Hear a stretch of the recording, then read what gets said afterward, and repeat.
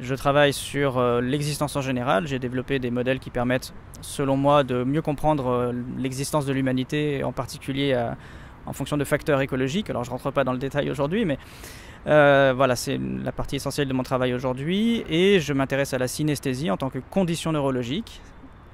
C'est quelque chose qui fait partie du cerveau de certaines personnes, du fonctionnement du cerveau de certaines personnes. Et j'essaye de comprendre d'où ça vient, pourquoi certaines personnes sont synesthètes. Qu'est-ce que c'est la synesthésie? Bien sûr. Alors la synesthésie, la définition simple, c'est le croisement des sens, ou le mélange des sens éventuellement. Et la définition compliquée, c'est dire que le cerveau, en fait, peut faire se combiner toutes les modalités d'intégration et d'interprétation du réel. Pourquoi une définition simple et une définition compliquée? Parce qu'en fait, on ne parle pas que des 5 sens. Quand on parle de synesthésie, déjà on a plus de 5 sens. On parle de la nociception, la sensation de la douleur, on parle de la thermoception, la sensation de la chaleur, la proprioception, toutes les sensations de mouvement, sensations intérieures, etc. Alors déjà tous ces sens-là peuvent se mélanger. Et je parle de modalités d'intégration du réel parce qu'en fait, et d'interprétation du réel parce qu'en fait la synesthésie comprend aussi, ou peut faire se combiner aussi, les langages et les représentations qui ne sont pas d'ordre sensoriel pur. Alors, quelques exemples peut-être, parce que c'est un peu abstrait tout ça.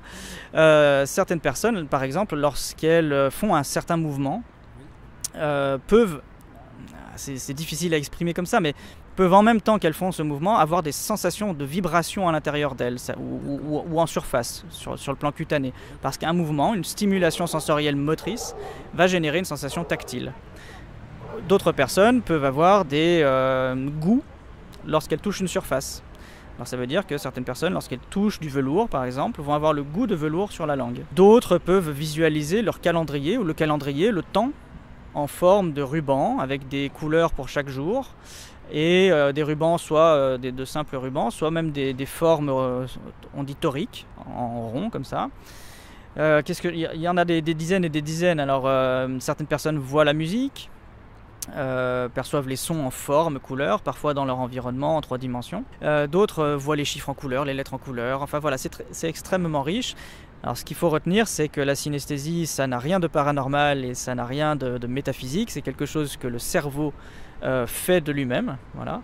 C'est quelque chose que la science connaît bien maintenant et objective. On est capable de dire si telle ou telle personne est synesthète et telle ou telle n'est pas synesthète.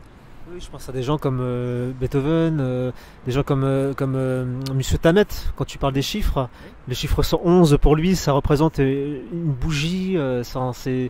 Toi-même synesthète. Alors moi je suis synesthète. Daniel Tammet dont tu viens de parler est un éminent représentant de la synesthésie. Il l'utilise même, alors pas volontairement, mais il se trouve que lorsqu'il fait certains calculs très compliqués, il est synesthète, donc ses calculs sont aidés par la synesthésie.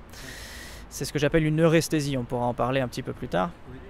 Et moi aussi je vis quelques synesthésies qui se sont estompées avec le temps, mais qui sont toujours présentes. Elles se sont surtout estompées sur le plan émotionnel, elles sont moins puissantes. Ah, ça peut se perdre avec le temps. Alors ça peut se perdre, ça peut parfois apparaître même au cours de la vie, suite à un choc traumatique. Certaines personnes, lorsqu'elles vivent un traumatisme crânien, se retrouvent quasiment du jour au lendemain à être synesthètes. Moi donc je perçois les sons et les formes, les sons en forme couleur, la musique en général. Tous les sons, ce son-là par exemple. Ah oui, c'est dingue. Je vois les lettres et les chiffres en couleur, un peu moins les lettres que quand j'étais enfant, c'est surtout les voyelles qui sont restées. Certaines sensations douloureuses chez moi peuvent générer des couleurs. Et puis une synesthésie plus rare qui est le fait de percevoir ses pensées, même les plus abstraites, celles qui n'ont pas d'objet figuratif. Quand on pense à un vélo, on a une image de vélo, mais quand on pense à des concepts philosophiques ou des concepts de physique, il n'y a pas de représentation figurative conventionnelle. Et bien moi je vois ces pensées-là en forme, couleur, en architecture de forme et de couleur. Le timbre de la voix par exemple, est-ce que tu vois des couleurs? Alors les couleurs sont plus estompées, c'est ce que je disais chez moi, mais la forme et la texture sont assez précises, voire même très précises, au point que c'est très difficile de les décrire pour le timbre de la voix ou pour la voix, parce que c'est quelque chose de très riche. C'est pas une note pure, c'est pas un son filé. Une voix c'est très riche et très complexe, donc je pourrais le décrire, mais ça demanderait un niveau de détail et de raffinement qui prendrait des heures et des heures. Il faudrait que je le dessine, que je fasse un petit film de ce que je vois, quoi. Comment tu arrives à en vivre justement? Parce que tu dois absorber, on est des capteurs. Comment tu arrives à rester calme? Alors calme, j'ai pas de difficulté à rester calme. Si je ne reste pas calme, éventuellement, c'est pas à cause de la synesthésie, c'est parce qu'un son m'aura fait peur. Ça, c'est comme tout le monde en fait.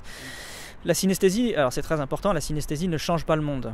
Elle ne change pas la perception qu'on peut avoir du monde. Elle montre une autre couche, si tu veux, de la réalité, mais elle est toujours fidèle au sens du réel, ce qui la distingue très précisément et très clairement d'une hallucination.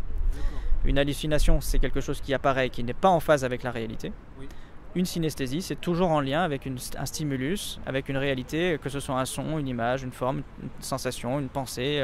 Donc il n'y a pas de déformation de la réalité. Donc la synesthésie, pour moi, elle est fatigante, je pense, parce qu'elle consomme de l'énergie, mais elle n'est pas dérangeante. Tu t'intéresses beaucoup aussi à tout ce qui est l'écosystème, enfin l'écologie.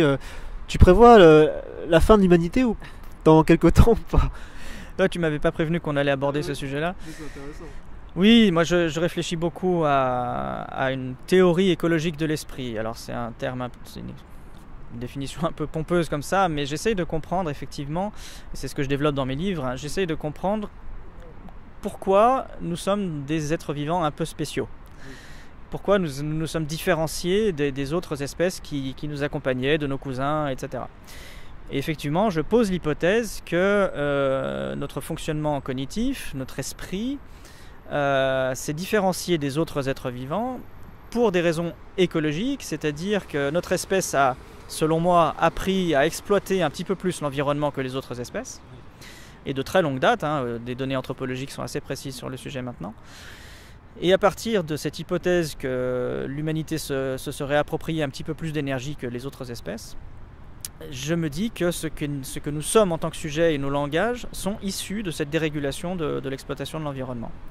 Et qu'en fait, notre identité d'espèce humaine est potentiellement porteuse, alors là je fais très court, hein, potentiellement porteuse du risque de sa propre destruction. Parce que nous aurions développé un cerveau et des techniques langagières, des langages et des façons de nous raconter des histoires qui nous protégeraient d'une réalité néfaste. Oui, tu parles d'illusion, quoi. Je parle tout à fait d'illusion.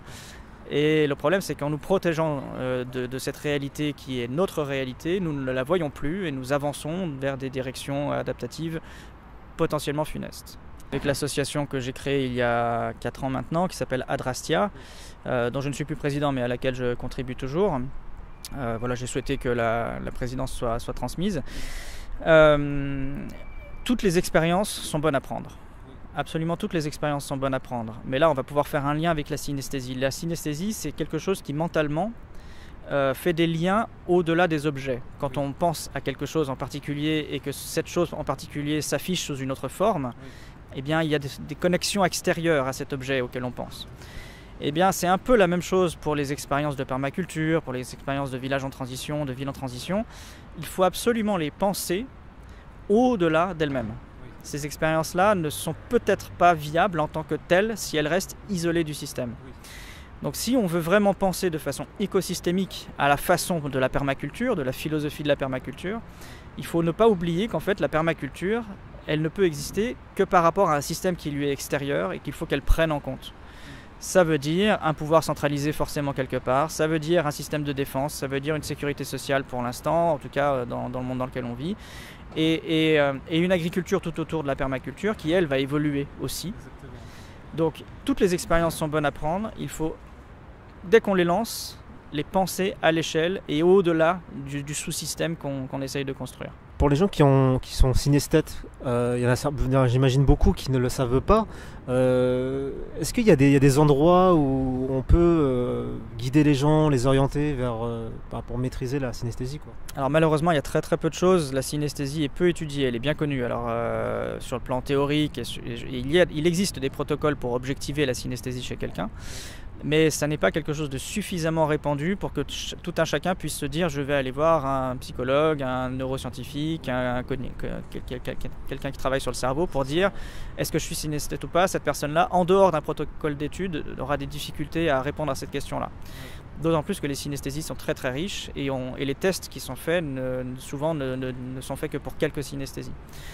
Donc les 4% à peu près de population synesthète, je suis bien désolé de dire que pour objectiver cette expérience-là, c'est pour l'instant assez difficile. Qu'est-ce que tu penses du transhumanisme ? C'est une question un peu abrupte. Je pense que le transhumanisme fait partie des fantasmes qui nous voilent la réalité de ces fameuses histoires qu'on se raconte pour essayer de mieux supporter le monde et ouvrir des possibles qui n'existent. Encore une illusion, tu veux dire ? Moi, je le crains, oui, bien sûr. Oui, oui. Je préfère. Alors, les transhumanistes parlent de singularité technologique. Oui. Tu connais le terme. Oui. Moi, je préfère parler de singularité écologique. Bien sûr. Il est fort probable qu'il se passe quelque chose à un moment donné de l'histoire de l'humanité, une forme de prise de conscience, je ne sais pas, hein, c'est pour moi un gros point d'interrogation. Providence. Alors providence c'est un mot très connoté, mais il est possible qu'à arriver à un certain niveau de son développement, l'humanité se retrouve face à elle-même et réalise quelque chose. On arrive à un cours de saturation, quoi. Alors saturation, il n'y a aucun doute qu'on arrivera à saturation. Et du coup, entre la singularité technologique transhumaniste et la singularité écologique humaniste, vraiment je penche pour la deuxième option. Moi je ne suis rien en fait sans toutes les personnes que j'ai rencontrées et croisées. Je suis assez distant parfois et je vis assez reclus, hein. C'est mon mode de vie, c'est comme ça. Donc je pourrais éventuellement m'excuser auprès des personnes que ça a pu blesser ou étonner, mais je suis quelqu'un d'assez solitaire. Quoi qu'il en soit, je remercie évidemment toutes les personnes que j'ai rencontrées, même les personnes avec lesquelles je me suis fâché éventuellement. Voilà, parce qu'elles sont toutes celles qui m'ont construit et voilà, j'espère que ça a été un minimum réciproque. Un dernier mot ? Ah, c'était mon dernier mot là, non ? Un dernier mot là ? Non, mais voilà, je te remercie beaucoup pour cette interview. On a fait très court en croisant des tas de domaines très différents. Voilà. Éventuellement, ce qui peut permettre de faire le lien entre tous ces domaines-là, c'est mon travail tel qu'il est disponible sur Internet ou dans mes livres. Voilà. Très bien. Sur ce, merci infiniment Vincent et puis continue à faire ce que tu fais, quoi. Merci beaucoup, merci à toi.